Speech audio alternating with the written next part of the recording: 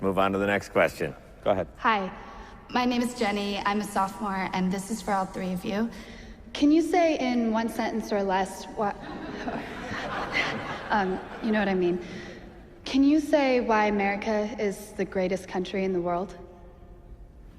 Diversity and opportunity. Lewis? Freedom and freedom. So let's keep it that way. Will?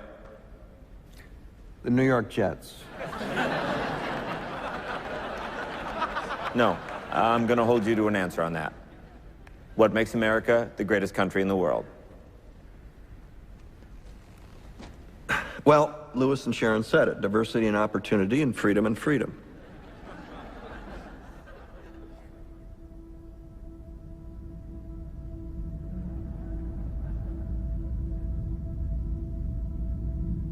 I'm not letting you go back to the airport without answering the question.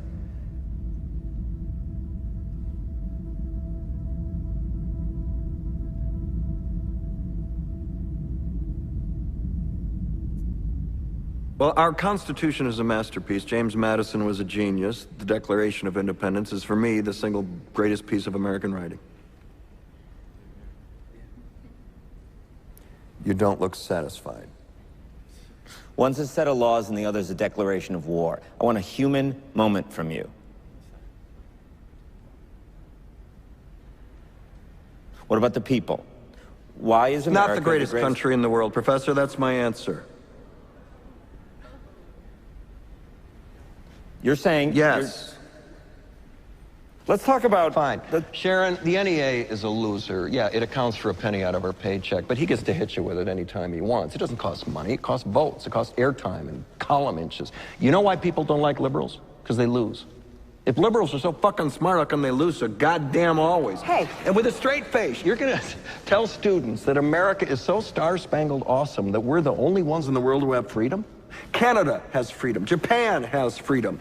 The UK, France, Italy, Germany, Spain, Australia, Belgium has freedom. So 207 sovereign states in the world, like 180 of them have freedom. All right. And yeah, you, sorority girl. Just in case you accidentally wander into a voting booth one day, There's some things you should know, and one of them is there is absolutely no evidence to support the statement that we're the greatest country in the world. We're 7th in literacy, 27th in math, 22nd in science, 49th in life expectancy, 178th in infant mortality, 3rd in median household income, number 4 in labor force, and number 4 in exports. We lead the world in only 3 categories: number of incarcerated citizens per capita, number of adults who believe angels are real, and defense spending, where we spend more than the next 26 countries combined, 25 of whom are allies. Now, none of this is the fault of a 20-year-old college student, but you nonetheless are, without a doubt, a member of the worst generation ever. So when you ask what makes us the greatest country in the world, I don't know what the fuck you're talking about.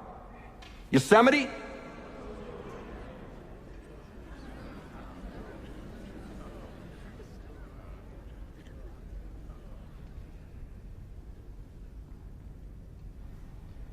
Sure used to be.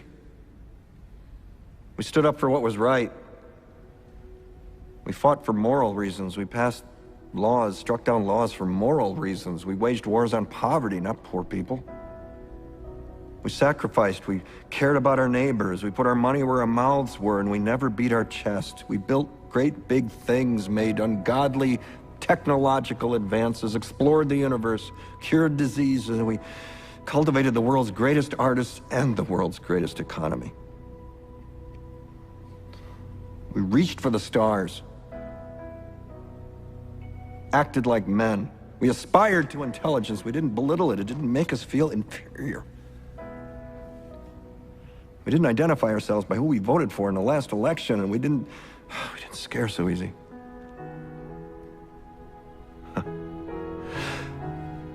We were able to be all these things and do all these things because we were informed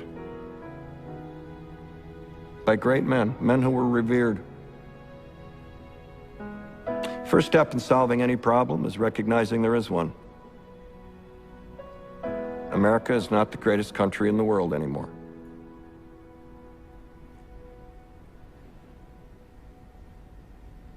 Enough?